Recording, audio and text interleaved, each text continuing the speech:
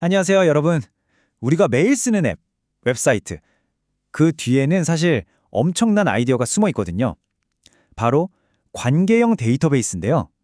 이름은 좀 딱딱하게 들릴지 몰라도 알고 보면 정말 간단하고 강력한 개념입니다. 오늘 저랑 같이 한번 제대로 파헤쳐 보시죠. 한번 생각해 보세요. 여러분의 데이터, 혹시 여러분을 도와주고 있나요? 아니면 오히려 방해하고 있나요? 뭐랄까, 여기저기 흩어진 파일들, 뒤죽박죽인 엑셀 시트, 이런 것들 때문에 골치 아팠던 경험, 다들 한 번쯤은 있으시죠? 이 데이터를 어떻게 하면 우리를 위해 똑똑하게 일하게 만들 수 있을까요? 바로 이런 게 문제인 거예요. 자, 이 화면에 보이는 카페 주문표를 한번 볼까요? 앤더슨이라는 사람이 커피, 케이크를 주문했어요. 한 칸에 두 개가 다 들어있죠. 이러면 그래서 오늘 케이크가 총 몇 개나 팔렸지? 이런 정말 간단한 질문에 답하기조차 너무 힘들어져요. 나중에 앤더슨이 케이크만 취소하고 싶으면 그것도 복잡해지고요. 우리가 해결해야 할 혼돈이 바로 이런 겁니다. 자, 그럼 이 뒤죽박죽인 상황을 어떻게 해결할 수 있을까요?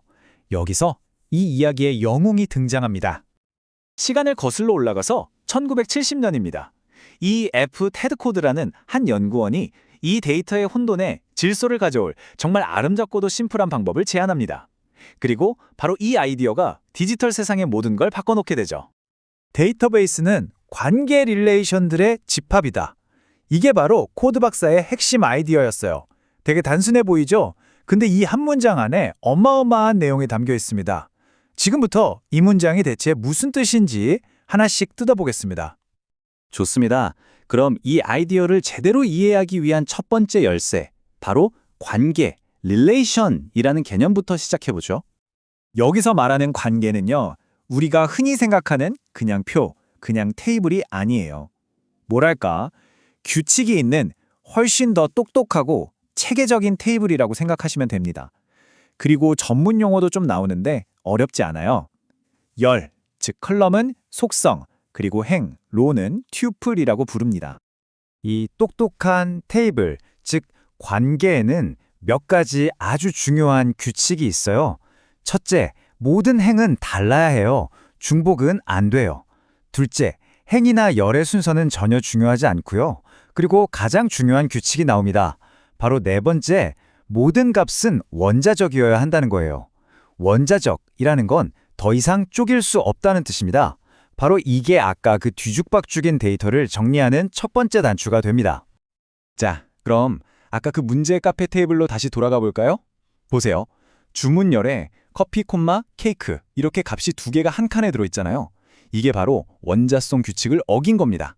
쪼갤 수 있으니까요. 그래서 이걸 어떻게 바꾸냐?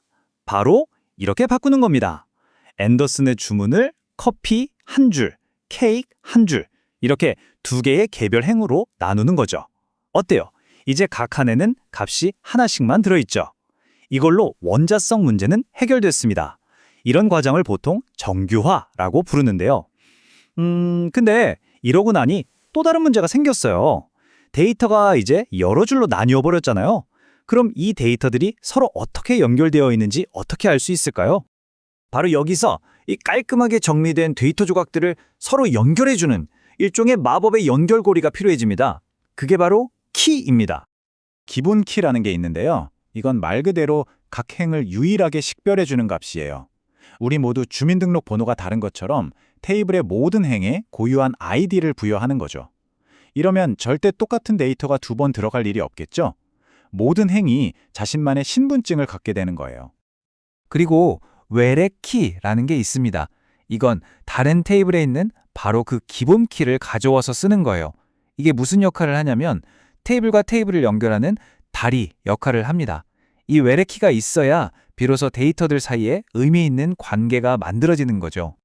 자, 그러니까 정리하면 아주 간단해요. 기본 키는 한 테이블 안에서 각각의 행이 누구인지를 알려주는 신분증 같은 거고요. 외래 키는 테이블 바깥으로 다른 테이블과 다리를 놓아서 관계를 만들어주는 역할을 하는 겁니다. 근데 이 키들이 그냥 연결만 하고 끝나는 게 아니에요. 훨씬 더 중요한 일을 합니다. 바로 무결성이라는 걸 지켜주는 데이터의 수호자 역할을 하거든요. 무결성이라는 건 데이터가 언제나 정확하고 일관성을 유지하는 상태를 말해요. 첫 번째는 개체 무결성입니다. 이건 뭐냐면 아까 말한 그 신분증, 즉 기본 키가 비어 있으면 절대 안 된다는 규칙이에요. 너무 당연하죠? 신분증 없는 데이터는 있을 수 없다는 겁니다. 이게 바로 신뢰할 수 있는 데이터베이스의 기본 중의 기본입니다. 두 번째는 참조 무결성인데요. 이건 외래키에 대한 규칙이에요. 외래키는 다른 테이블을 가리키는 값이라고 했잖아요. 이 규칙은 그 가리키는 대상이 실제로 존재해야만 한다는 거예요. 예를 들어 학생 명단에도 없는 유령 학생이 어떤 과목을 수강 신청하는 그런 말도 안 되는 데이터가 생기는 걸 막아주는 거죠. 모든 연결고리가 진짜여야 한다는 아주 중요한 약속입니다. 자, 화면에 예시를 한번 같이 보실까요? 왼쪽에 스튜던트 테이블이 있고 오른쪽엔 수강 정보를 담은 테익스 테이블이 있어요. 테익스 테이블에 있는 스튜던트 아이디가 바로 외래키입니다. 이 키가 왼쪽 스튜던트 테이블의 아이디, 즉 기본 키를 딱 가리키고 있죠. 이렇게 해서 어떤 학생이 어떤 과목을 듣는다는 유효하고 절대 끊어지지 않는 관계가 만들어지는 겁니다. 심지어 참조 무결성은 더 나아가서 만약에 누군가 학생 데이터를 지우려고 할 때 어떻게 할 건지도 정해줘요. 이 학생 수강 정보가 남아있는데 삭제하면 안 돼? 하고 막을 수도 있고요. 아니면 학생이 사라지니까 수강 정보도 같이 지워 하고 연쇄적으로 처리할 수도 있죠. 이렇게 데이터의 일관성을 지키기 위한 아주 강력한 장치들을 제공하는 겁니다. 자, 어떤가요? 우리는 처음에 그 정신없던 카페 주문표에서 시작했잖아요. 그런데 이 간단한 규칙들을 적용했더니 지금 우리가 매일 사용하는 은행 시스템, 온라인 쇼핑몰, 소셜미디어의 뼈대가 되는 그런 강력한 모델이 탄생한 겁니다. 정말 단순한 아이디어가 어떻게 세상을 논리적으로 정리하고 바꿨는지 보여주는 완벽한 예시가 아닐까 싶어요.